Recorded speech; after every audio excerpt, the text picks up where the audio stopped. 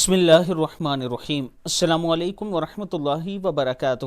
عابد راجہ channel کی طرف سے آج میں اپنے دوستوں کو ایک بہت کی پیاری دعا بتاؤں گا۔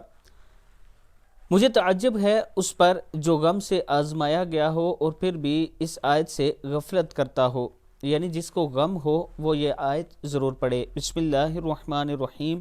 لا الہ الا انت سبحانک انی کنت من الظالمین۔ الہی تیرے سوا کوئی معبود نہیں، تو پاک ہے، یقیناً میں ظلم کرنے والوں سے ہو گیا ہوں۔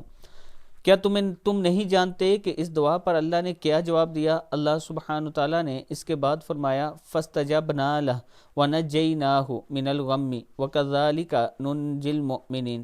تو ہم نے اس کی دعا قبول کی اور اسے غم سے نجات دی، اور اسی طرح ہم ایمان والوں کو نجات دیتے ہیں۔ سورہ انبیاء کی دعا ہے۔ اللہ تعالیٰ ہم سب کو بھی اس پر عمل کرنے کی توفیق دے۔ السلام علیکم ورحمۃ اللہ وبرکاتہ۔